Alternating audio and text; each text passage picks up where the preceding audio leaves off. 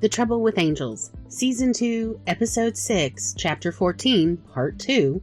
I need to speak to the manager of existence because, honey, you don't deserve the headache I'm about to give someone. Hannah files the most reasonable request in existence, direct access to the source, and upper administration responds with the politest possible threat. We can support you into compliance. As the office smiles tighten and the signage gets creepier, Hannah discovers the real horror is in hellfire, its customer service language used as a muzzle. Bob's patience thins, Adil's charm turns surgical, and Heaven's immaculate waiting room starts to feel like a trap with excellent lighting.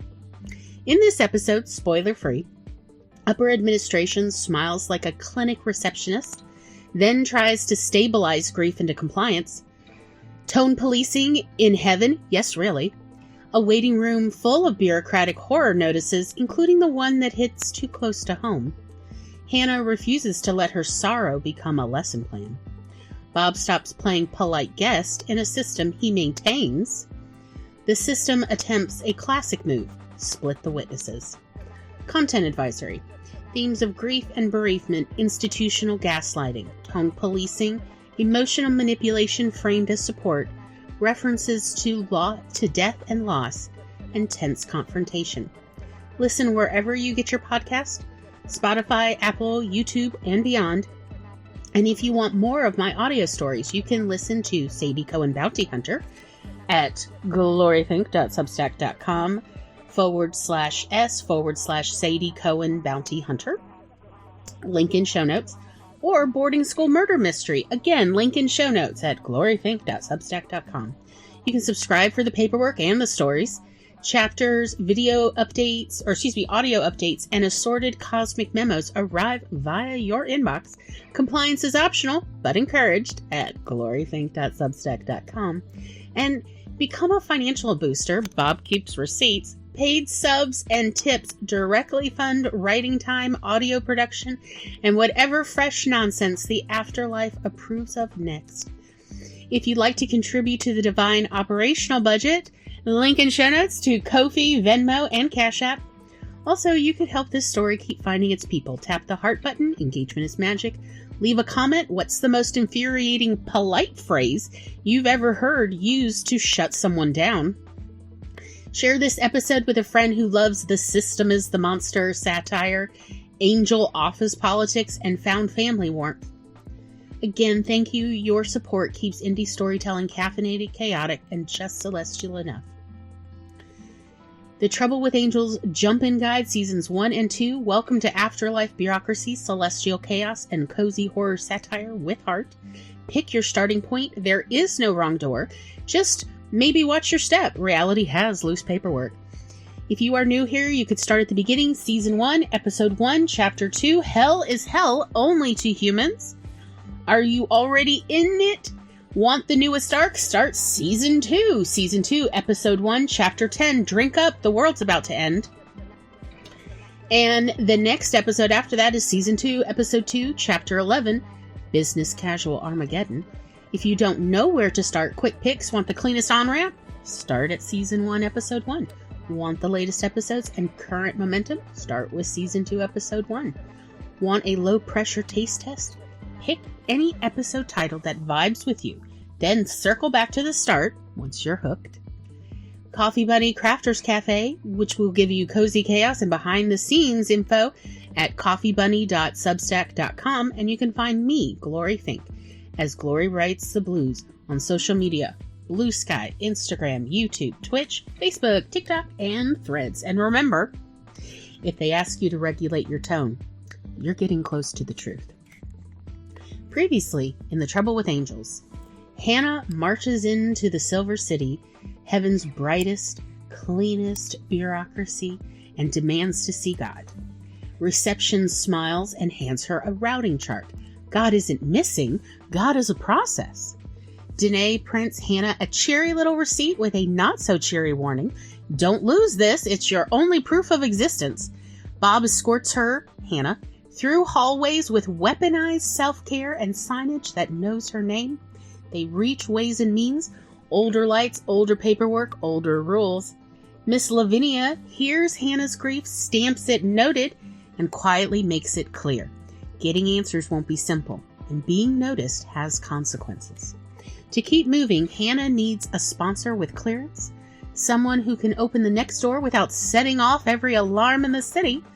So they're sent to back hall window 3, where a mid-level angel with a warm smile and sharp eyes offers help and reaches for the stamp that puts Hannah officially into the system. Somewhere deep in my chest, something that had been clenched for months loosened just enough to let the truth breathe. Adil took my form and made a soft, appreciative noise like they'd just been handed a well-written casserole recipe. They said, scanning block letters, clear intent, appropriate levels of fury, 10 out of 10. Miss Lavinia's been doing the Lord's work over here.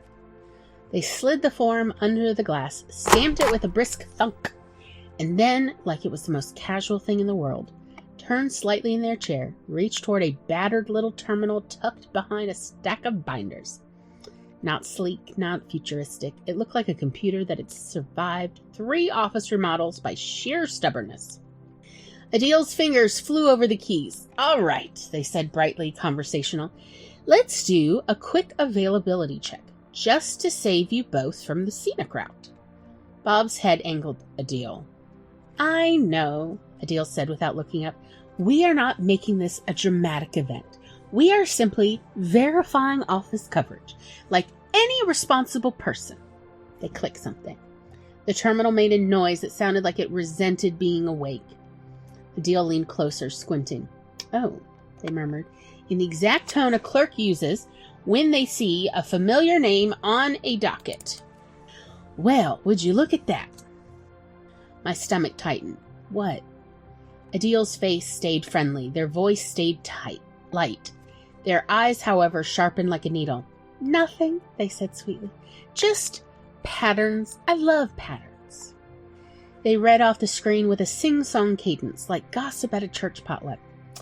Okay, so Ways office, out of office. Means office, out of office.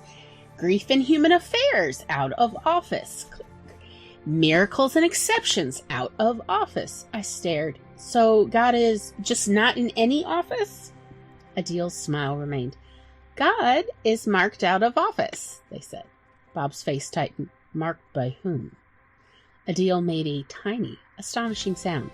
Don't start, darling, we are being normal, and kept scrolling. Upper administration, out of office. Tap, tap. Prayer processing, out of office. Tap, tap. Emergency only.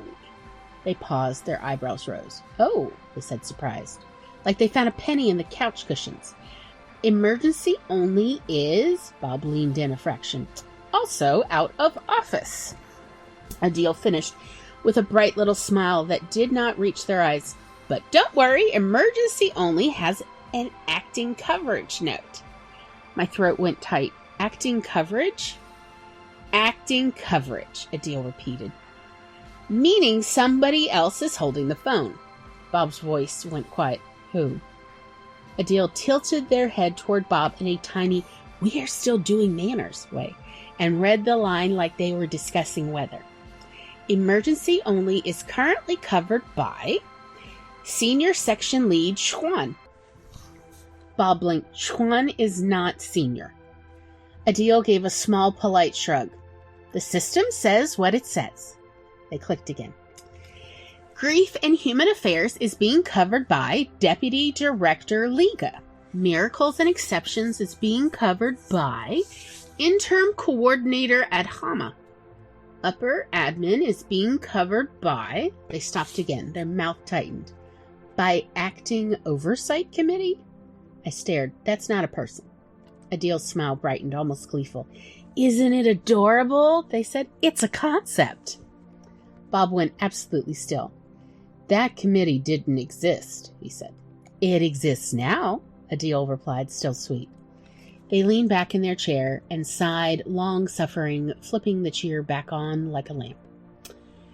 Well, they announced, looks like God is having a very consistent day of not being in the office. Which is impressive, honestly. I can barely miss one staff meeting without being guilted into joining a committee about new flower development. I couldn't help it.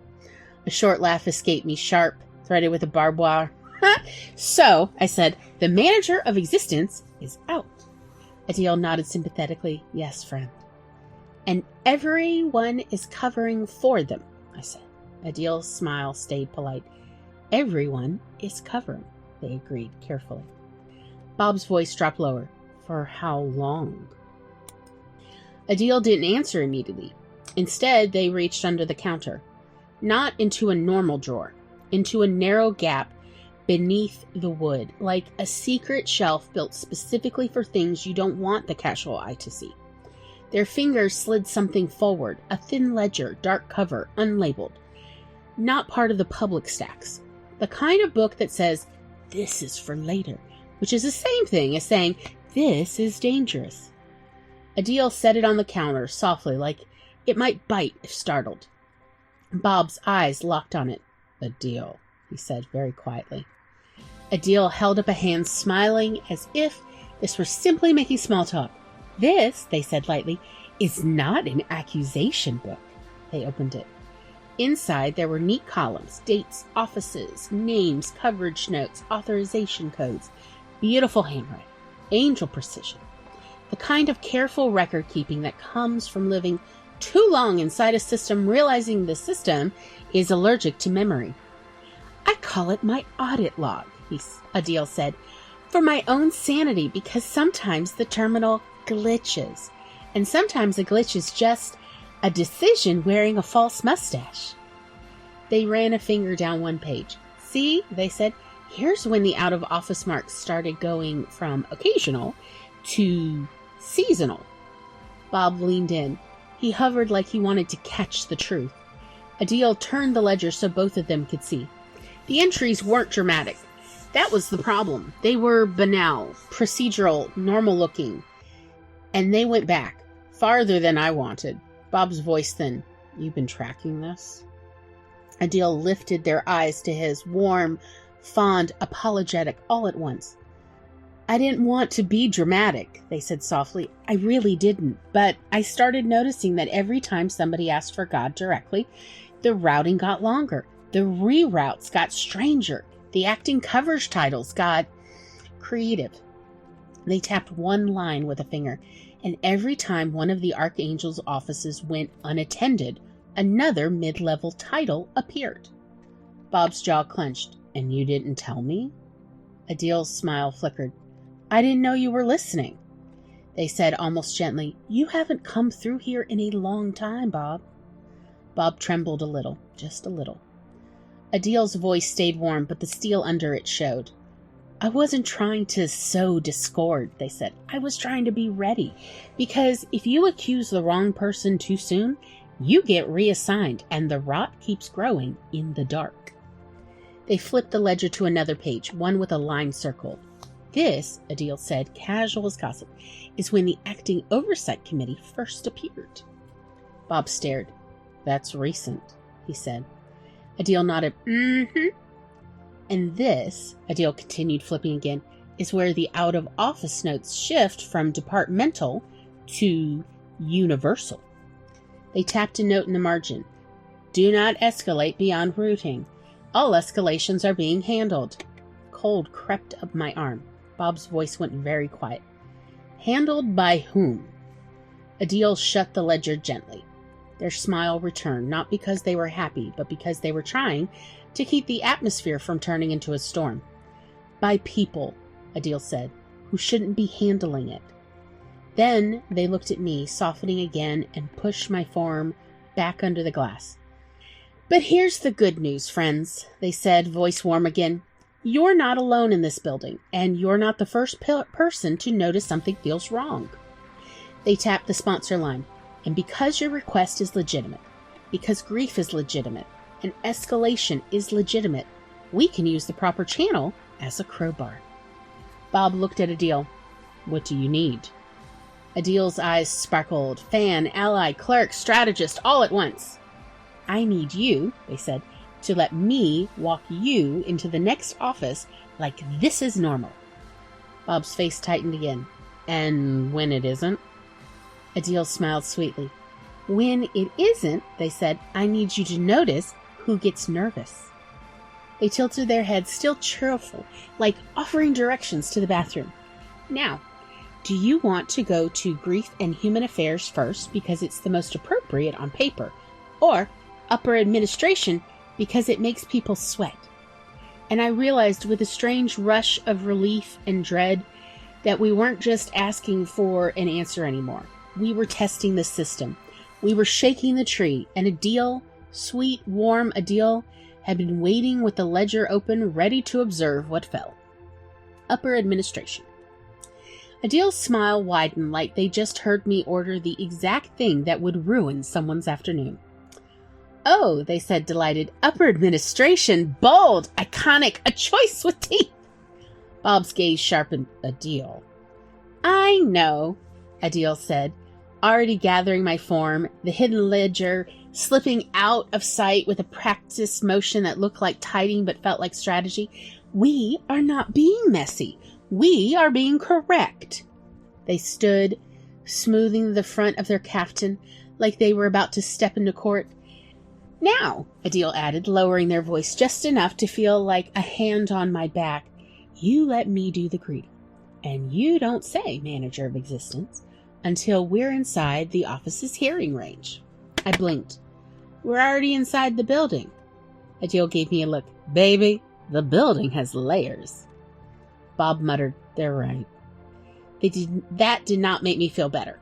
Adil led us down the main corridor with the casual confidence of someone who had been here long enough to know which doors squeaked and which angels pretended not to hear them. They chatted as we walked, light, harmless things, like it was part of the protection spell. So, Hannah, Adil said, warm as sunshine on courthouse steps. How are you holding up on a scale from I'm fine to I'm about to become a folk legend? I said, and my voice did that thing where it tried to laugh and cry at the same time.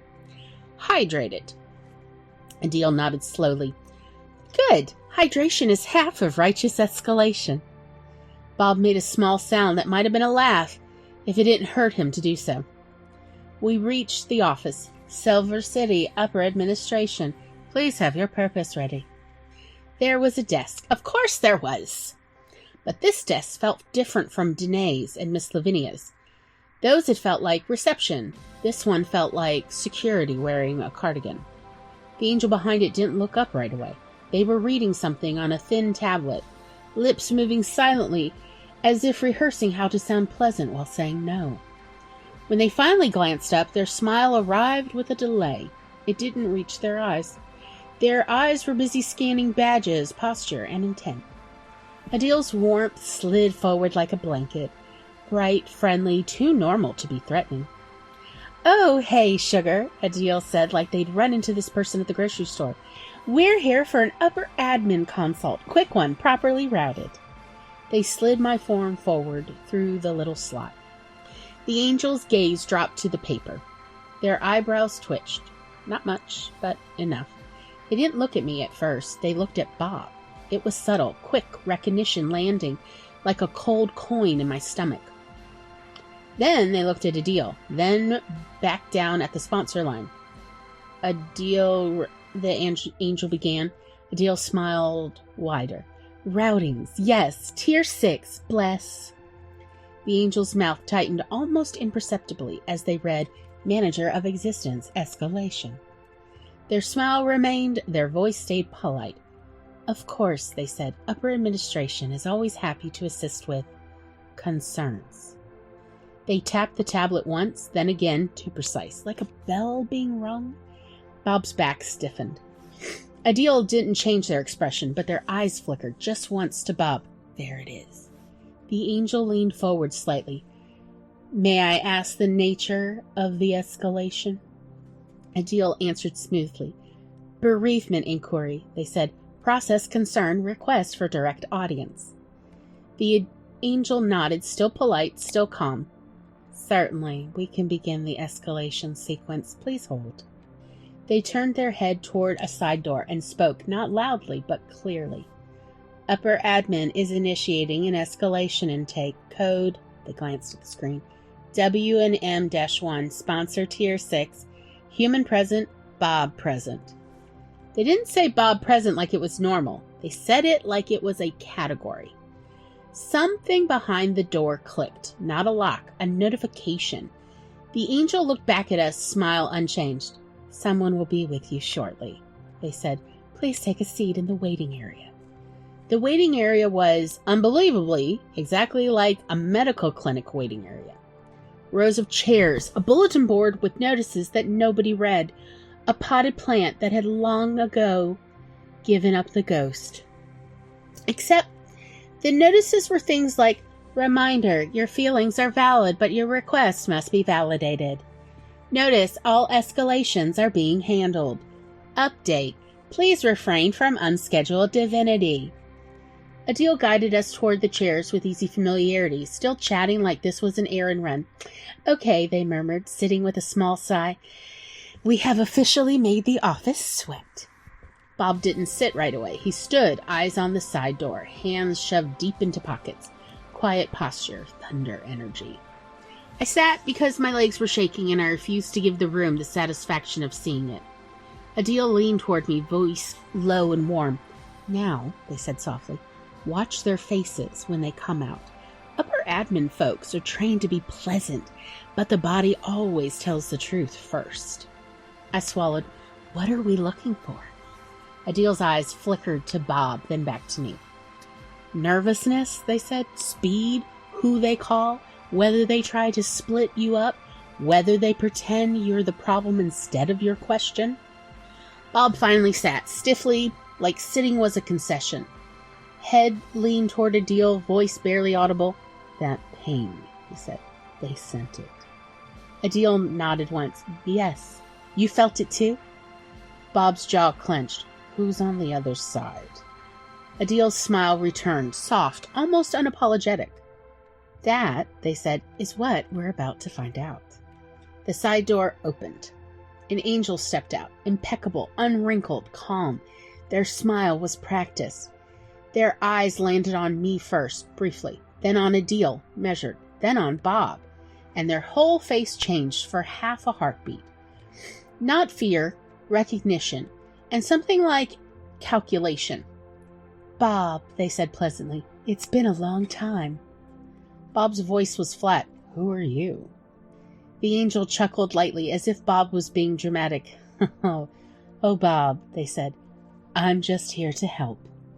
Adil rose, still warm, still polite, but steady as a clerk who has watched this exact procedure ruin lives. Wonderful, Adil said. Then you won't mind starting with your name and your authority level. The angel's smile held. Their eyes flicked tiny, involuntary, toward the desk, toward the tablet, toward whatever had just been notified. The air in the waiting area, it tightened. The angel smiled like a person who had never been wrong in their life because their entire job was making sure they never had to feel wrong. Bob, they said again pleasantly, it's been a long time. Bob didn't move. Who are you? The angel's laugh sounded like a seminar. Oh, I'm not anyone you need to worry about, they said. I'm here on behalf of oversight. Adil's warmth didn't dim, but it tightened into something deliberate. Wonderful, Adil said, still friendly. Name and authority level, please. The angel's eyes flicked to Adil, brief surprise, then amused, like Adil had said something cute. I'm acting liaison, they replied smoothly. Upper administration, escalation intake, and I assure you, we are all on the same page. I felt my teeth grind. What? We're all on the same side? The side of what? I asked, voice thin. The liaison turned to me with immediate sympathy. Sympathy so practiced it almost looked like tenderness. Oh, my dear child, they said softly. The side of your spiritual development. Adil went still beside me. Bob stiffened. The liaison continued, gentle, as if explaining weather. Grief is a crucible, they said. Suffering clarifies the soul. Your pain, while unpleasant, can become purifying if you allow it to do its work. I tasted something bitter at the back of my throat. My pain isn't a lesson, I said quietly. It's a wound. The liaison smiled like someone planning to disagree kindly. Wounds, they said, are where growth enters. Adil's voice stayed warm, but the edge appeared courtroom clean. Just so I'm clear, Adil said politely, your plan is to rout her until she stops asking? The liaison's smile didn't crack. No, they said. We rout her until she is ready. Bob's voice dropped. Ready for what? The liaison turned to him, still gentle. Ready to accept what is, they said. Ready to accept that the universe is not obligated to comfort her. I flinched, because I'd heard that line from humans. In hospitals, at funerals, in comment sections. Like cruelty was wisdom. Adil inhaled slowly, like counting to 10. Bob didn't blink. The universe isn't obligated, Bob agreed quietly. But you are. You're choosing this. For the first time, the liaison's eyes sharpened. Like Bob had stepped on a toe they didn't want to acknowledge. I'm choosing responsibility, they corrected. We maintain order. We prevent collapse. Their gaze slid to me again, gentler. Humans are impulsive, they said. Tender, easily swayed. And grief makes you loud. Heat climbed up my throat. Adil spoke before I could. Loud is not the same as wrong, they said, and tender is not a crime. The liaison chuckled lightly. No one said it was a crime, they replied, but we cannot have a system where every bereaved mortal demands direct access to the source. The structure would be overwhelmed. I held up my receipt like evidence in court. You built a structure that can't handle grief? I said. The liaison's smile warmed, almost approving, like I'd said something they could use in a brochure. Oh, it can handle grief, they said. It just can't handle grief that refuses to be educational. Adil's face went still. Bob went perfectly motionless, and something cold slid under my ribs. Recognition. Because that was the core of it. They weren't trying to help me heal. They were trying to keep my pain useful to their narrative. The liaison leaned forward, lowering their voice into confidential kindness. Hannah, they said, as if they were doing me a favor. There are processes for this. There are programs, support offices. They gestured vaguely as if pointing toward a wing full of self-help pamphlets. We can offer you acceptance coaching. We can offer you reframing. We can offer you a guided pathway to surrender. A laugh tore out of me, sharp as a broken plate. Ha! Do you hear yourself? I asked. You're offering me customer service for my grief. That's unkindly phrased, the liaison said gently. But yes, we are offering what the system can sustainably provide. Adil's voice stayed almost cheerful. And what it cannot sustainably provide, they said, is accountability? The liaison's eyes flicked to Adil, quick, involuntary. Their smile tightened. We all want accountability, they said smoothly, but accountability must be handled with maturity, with spiritual readiness. Bob's voice was quiet, and it landed like a gavel. Suffering doesn't create maturity, he said. It creates survival responses. The liaison's pleasantness cooled by 1 degree. That's a mortal framing, they said. Bob looked at them. No, he said. That's an observational framing. I clean up what your philosophies leave behind. Silence. Not dramatic. The kind of silence that happens when somebody finally says what the room has been actively avoiding for a long time. The liaison's smile returned, brighter, faster, too smooth. Bob, they said, You've always had a tender heart. Adil made a tiny sound, half laugh, half warning.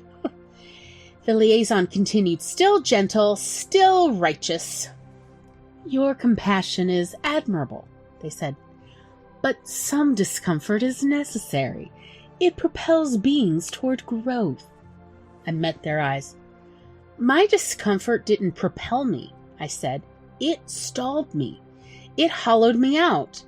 I grew around it anyway, like a tree growing around a nail. That wasn't your wisdom. That was my soul refusing to surrender.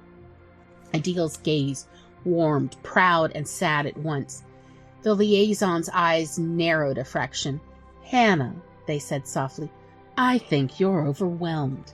The best next step is for you to meet with grief and human affairs for a guided intake. Bob can remain here while you're processed. No, Adil said, still smiling. No, thank you. We're not splitting them up. Bob didn't raise his voice. Absolutely not, he said, flat and steady. The liaison blinked, smile unbroken. I understand you're protective, Bob, they said, but this is standard procedure. Mortals often feel safer speaking freely without witnesses? Adil supplied, still smiling. The liaison's smile warmed like they'd been offered a charming misunderstanding. Without influence, they corrected. Without the pressure of being perceived. Hannah deserves privacy while she stabilizes. The word stabilizes landed in my chest like a hand trying to hold my mouth shut. Adil's smile sharpened. Care doesn't require separation.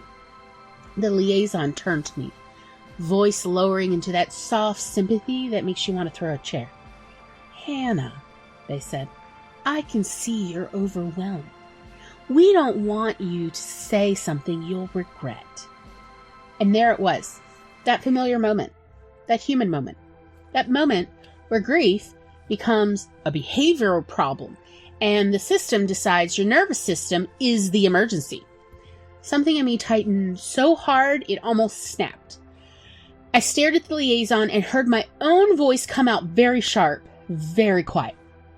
Oh, I said, you don't want me to say something I'll regret? The liaison's smile softened, thinking they reached me. Exactly, they said. Let's get you stabilized. Then we can revisit your request with a clearer... My laugh came out wrong. Cracked, like a plate that had finally decided it was done being whole. Adil's hand hovered near my elbow. Bob's shoulders shifted, ready. I leaned forward just a fraction. Ha! Stabilized, I repeated, tasting the word like it had shattered bones in it. You mean quiet. The liaison's smile stayed patient. I mean supported. No, I said, you mean managed. The liaison's expression softened further, like they were dealing with a frightened animal. Hannah, they said, please regulate your tone. The words hit like a slap because I'd walked past the sign, because the sign had been waiting for me. Please regulate your tone. Angels can hear subtext. Something ancient and furious climbed up my spine. Oh, I said louder. We're doing tone policing? In heaven? Incredible! 10 out of 10. Love that for you. Bob murmured, Hannah. No, I'm done, I said. I'm done being treated like my grief is a customer service issue. The liaison's smile held. I hear you. No, you don't, I snapped. You hear noise. You hear a disruption event. You hear a file that won't close properly. Their eyes blinked faster. Adil stayed perfectly still beside me, watching like a clerk who knows testimony is about to begin and is already mentally sharpening their pencil. I held up my proof of existence receipt like an exhibit in court. You keep using that sweet voice like it's kindness, I said, shaking, but it's not kindness. It's control wearing a halo. The liaison's smile began to falter, and once grief finds a throat, it does not ask permission. You're not helping me heal, I said. You're trying to make my pain useful. You're trying to turn my sorrow into a lesson plan so you can feel righteous about the suffering you're enforcing. That is an uncharitable interpretation, the liaison said softly. Oh, honey, I shot back. I am out of charity. I spent it all on staying alive in a world that keeps demanding I be spiritually mature about being harmed. Bob's breath caught. Adil's eyes warmed, proud and worried at once. The liaison's voice stayed soothing, managerial. Hannah, suffering is part of existence. It refines us. No, it doesn't, I said. Suffering doesn't refine people. It traumatizes them. It makes them smaller. It makes them survive. You don't get to call the survival responses you caused growth. Their smile went brittle. You're upset, they said, as if that explained everything. Yeah, I said, and it came out like a prayer and a threat. I'm upset. My people died, and the universe keeps insisting I should be grateful for the character development. The liaison's composure slipped for a half a second, anxiety flashing through the cracks. Then they grabbed the mask again. Hannah, they said firmer, we cannot accommodate this level of escalation in upper administration. If you continue, I will have to. Have to what? I demanded. Reroute me until I forget why I came? Put me in acceptance coaching? Send me to a fog machine with a grief intern? The liaison's jaw tightened. You are becoming disruptive. There it is, I said. There it is. The moment where my grief becomes a behavior problem. I shook the receipt. You printed this, I said. You made me prove I exist. You made me quantify loss. You made me pick check boxes for people I loved like love can be reduced to a dropped-out menu. My throat tightened and the words came anyway, hot and shaking. And now you're telling me I'm too loud to be heard. The waiting area went quiet. Even the ceiling fan seemed to slow down. The liaison's smile died, replaced by the polished sternness righteous people use when they believe they're doing you a favor by controlling you. Bob, they said, turning away from me like I was a spill on the floor. Escort her out. She needs intake. This is not.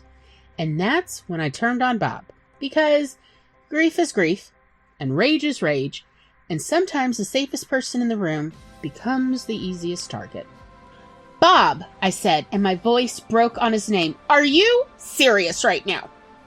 Bob's eyes widened slightly. Hannah. No, I said, tears hot. Don't Hannah me like I'm a toddler in a grocery store. Don't.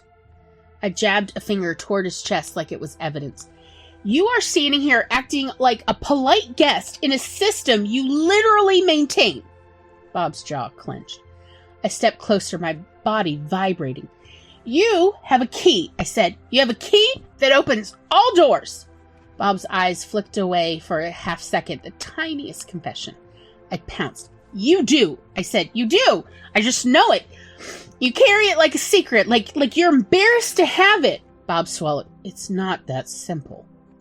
Oh my God, I said, and the laugh that came out was pure disbelief.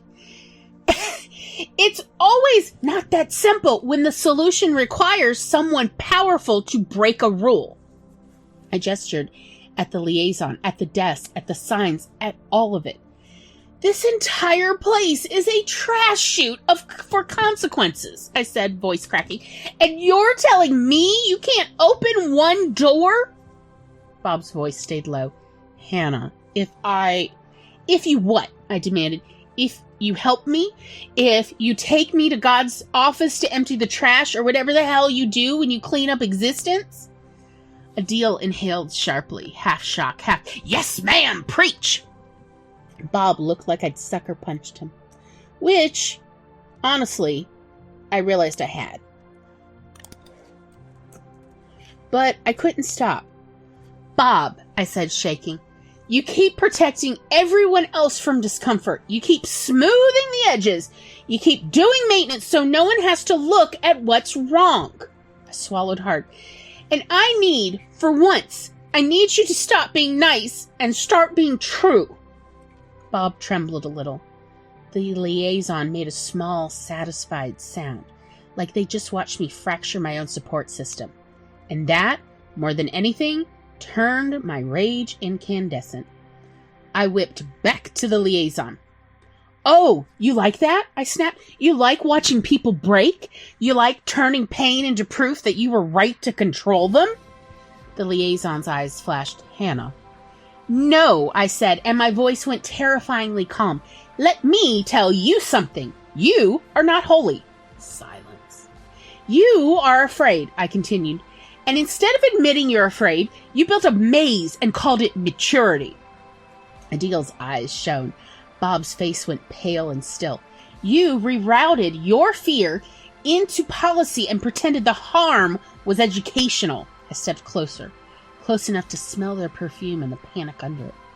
I am not your lesson, I said softly. My grief is not your curriculum. My death is not your case study. The liaison's voice went tight. Escort them out.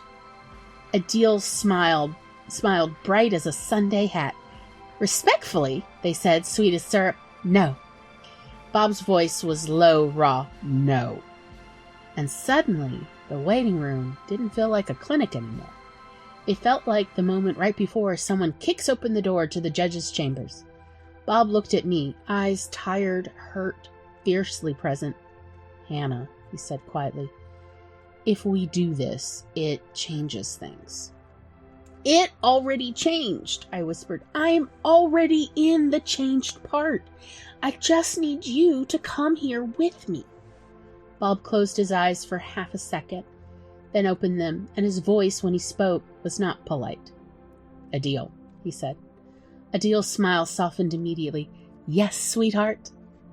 Bob's hand slid into his pocket, slowly, carefully. The liaison's smile twitched. Alarm cracked through. Because every angel in upper administration suddenly went very, very still. Bob's fingers closed around something small, plain, mundane, the kind of thing you lose in a couch cushion, the kind of thing that should not make heaven hold its breath.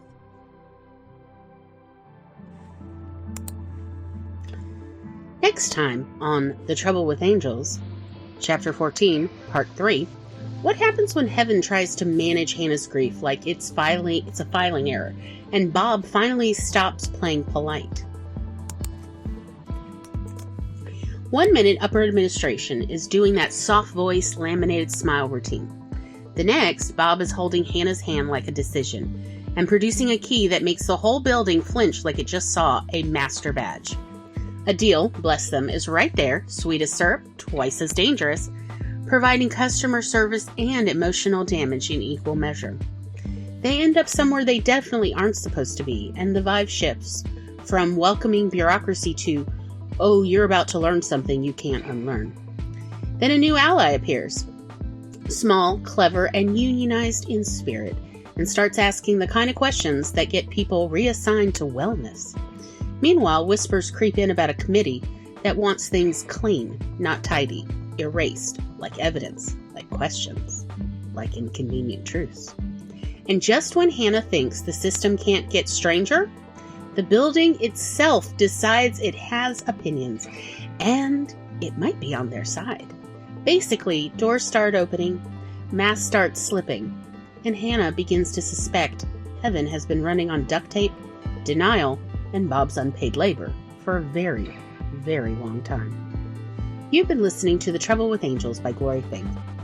If this episode hit you right in the nervous system, in the, oh, so we're tone policing in heaven now way, tap the heart button. It helps the story find the people who need it. And leave a comment. What was the most chilling, polite line in this episode? The kind that sounds like help until you realize it's a leash. Pierre's rats are taking notes, respectfully. If you've got a friend who loves afterlife bureaucracy, celestial cover-ups, and cozy horror satire with heart, share this episode with them and tell them to keep their receipts. Want the next chapter delivered straight to your inbox like an ominous memo? Subscribe for the paperwork and the story at the link in the show notes. Compliance is optional. Curiosity is encouraged.